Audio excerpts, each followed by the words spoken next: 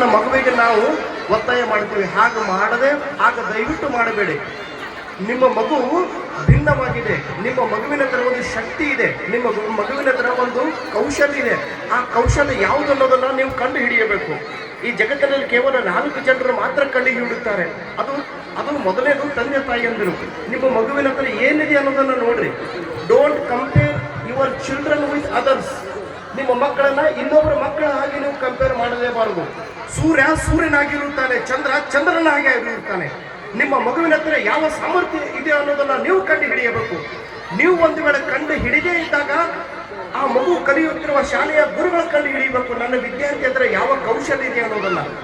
ಒಂದು ವೇಳೆ ಗುರುಗಳು ಕಂಡು ಹಿಡಿದೇ ಇದ್ದಾಗ ಆ ವಿದ್ಯಾರ್ಥಿಯು ತನ್ನ ಮನುಷ್ಯನೊಳಗೆ ನಾನು ಏನಿದೆ ಅನ್ನೋದನ್ನ ಆ ವಿದ್ಯಾರ್ಥಿಯು ಕಂಡು ಹಿಡಿಯಬೇಕು.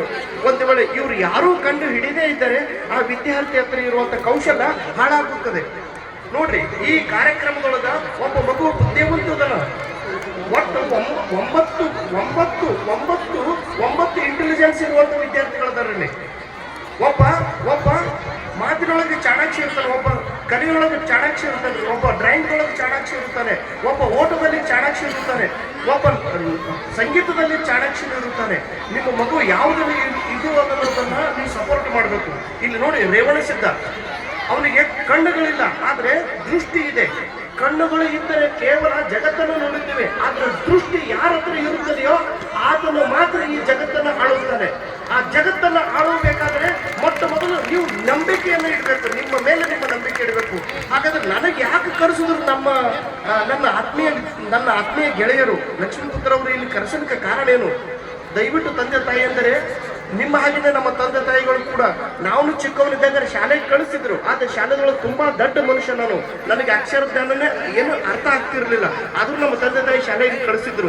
10ನೇ ವರ್ಗದೊಳಗೆ 10th ನಾನು ಕೇವಲ 37 ಅಂಕಗಳನ್ನು ಮಾತ್ರ ಪಡೆದಿದ್ದೇನೆ. ನನಗೆ ಎಷ್ಟು ಮಾರ್ಕ್ಸ್ ಬಂದವಂತೇಳಿ ನಮ್ಮ ಅವ್ವಪ್ಪಗೂ ಗೊತ್ತೇ ಇರಲಿಲ್ಲ. ಒಂದ್ ವೇಳೆ ನಮ್ಮ ಅವ್ವಪ್ಪಗೆ ಗೊತ್ತಿತ್ತಂದ್ರೆ ನನಗೆ ಶಾಲೆಗೆ ಕಳಿಸಿದ್ರಲ್ಲ, ನೀ ಎಷ್ಟು ದಡ್ಡಿದ್ದೆವು ಅಂತಿದ್ರು. ಆದ್ರೆ 37 ಅಂಕ ಪಡೆದ್ರು ಕೂಡ ನಾನು ಸುಮ್ಮನೆ ಕಳಿಸಲಿಲ್ಲ. ಮುಂದೆ ಆಮೇಲೆ BA ಮಾಡಿದ್ದೀವಿ, MA ಮಾಡಿದ್ದೀವಿ. MA ಮಾಡಿದ ನಂತರ ಒಂದು ಸ್ಪರ್ಧಾತ್ಮಕ ಪರೀಕ್ಷೆ ಅಂತೇಳಿ ಕರೀತಾರೆ, NET ನೆಟ್ ಎಕ್ಸಾಮ್ ಮತ್ತು KSET ಎಕ್ಸಾಮ್ ಅಂತೇಳಿ. ಪ್ರೊಫೆಸರ್ ಆಗುವ ಸಲುವಾಗಿ ಇದೊಂದು ಎಕ್ಸಾಮ್, ತುಂಬಾ ಕಠಿಣವಾದಂತ ಎಕ್ಸಾಮ್ ಅಂತೇಳಿ ಕರೀತಿರ್ತಾರೆ. ಆದ್ರೆ ಈ ಎಕ್ಸಾಮ್ ಅನ್ನ ಬರೆಯುವ ಒಂದು ಆಶೆ ನನ್ನ ಮನುಷ್ಯನೊಳಗೆ ಹುಟ್ಟಿತ್ತು. ನನ್ನ ಗೆಳೆಯ ಪಾಸ್ ಆಗಿದೆ ಅಂತ ತಿಳ್ಕೊಂಡು ಅವನನ್ನು ನೋಡಿ ನಾನು ಪ್ರೇರಣೆ ಪಡೆದು ಆ ಎಕ್ಸಾಮ್ ಅನ್ನು ಬರೆದೆ. ಮೊದಲನೇ ಪ್ರಯತ್ನ ನಾನು ಫೇಲ್ ಆದೆ, 2ನೇ ಸಲ ಬರೆದೆ, ಅವಾಗ್ಲೂ ನಾನು ಫೇಲ್ ಆದೆ, 3ನೇ ಸಲ ಬರೆದೆ, ಅವಾಗ್ಲೂ ನಾನು ಫೇಲ್ ಆದೆ. ಅದು ಪ್ರತಿನಿತ್ಯ ನಾನು ಓದುವ ಒಂದು ಹವ್ಯಾಸ ನನ್ನ ಹತ್ರ ಇತ್ತು.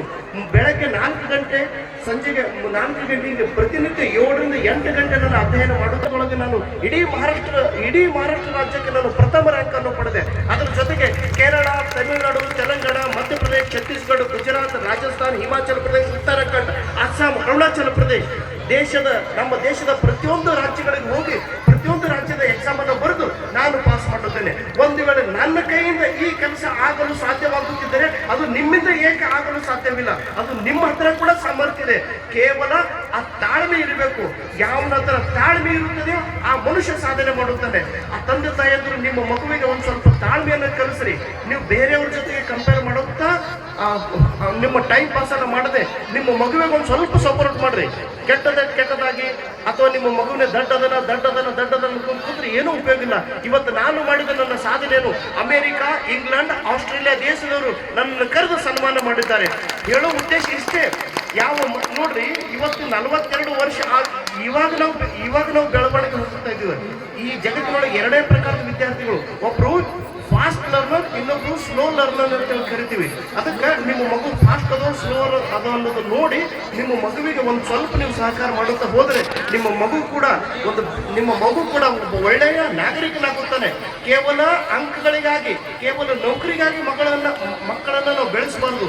ಒಬ್ಬ ವಿದ್ಯಾವಂತನಾಗಿ, ಒಬ್ಬ ಗುಣವಂತನಾಗಿ, ಒಬ್ಬ ಶೀಲವಂತನಾಗಿ, ಒಬ್ಬ ದೇಶದ ಪ್ರತಿಷ್ಠಿತ, ದೇಶದ ಸದೃಢ ನಾಗರಿಕನಾಗಿ ನೀವು ನಿಮ್ಮ ಮಕ್ಕಳನ್ನ ಬೆಳೆಸಿರಿ ಅಂತ ಹೇಳುತ್ತಾ ಇಲ್ಲಿ ನನಗೆ ಕರೆದು ನನಗೆ ಸನ್ಮಾನ ಮಾಡಿ ನನಗೆ ಒಂದು ಆಶೀರ್ವಾದ ಒದಗಿಸಿದ ಈ ಸಂಸ್ಥೆಗೆ, ಈ ಶಾಲೆಗೆ ನಾನು ತಲೆಬಾಗುತ್ತಾ ನನ್ನ 2 ಮಾತನ್ನು ಇಲ್ಲಿಗೆ ಮುಗಿಸುತ್ತೇನೆ. ಜಿಂದಗಿ ಜೀನಾ ಆಸಾನ್ ನಹೀ ಹೋತಾ, जिंदगी जीना आसान नहीं होता, बिना संघर्ष से कोई महान नहीं होता. जब तक न पड़े हाथों की चोट तब तक पत्थर ही भगवान नहीं बनता, पत्थर ही भगवान ನಹಿ ಬಂತ. ಅದಕ್ಕೆ ಎಷ್ಟೇ ಸಮಸ್ಯೆಗಳು ಇದ್ರೂ ಕೂಡ ಆ ಸಮಸ್ಯೆಗಳನ್ನ ಎದುರಿಸುವ ಶಕ್ತಿ ನಿಮ್ಮ ಹತ್ರ ಇದ್ದೇ ಇದೆ. ಅದನ್ನ ತಾಳ್ಮೆಯಿಂದ ನೀವು ತಾಳ್ಮೆಯಿಂದ ಅದನ್ನ ನೀವು ಉಪಯೋಗ ಮಾಡಬೇಕು ಅಂತ ಹೇಳುತ್ತಾ ನನ್ನ ಮಾತನ್ನು ಇಲ್ಲಿಗೆ ವಿರಾಮ ಕೊಡುತ್ತೇನೆ. ನನಗೆ ಕರೆಸಿ ಸನ್ಮಾನ ಮಾಡಿದ್ದಕ್ಕೆ ಇನ್ನೊಮ್ಮೆ ಎಲ್ಲ ತಂದೆ ತಾಯಂದರಿಗೆ ಹೃದಯಪೂರ್ವಕ ಧನ್ಯವಾದಗಳು, ನಮಸ್ಕಾರಗಳು. Thank you. ಇದೀಗ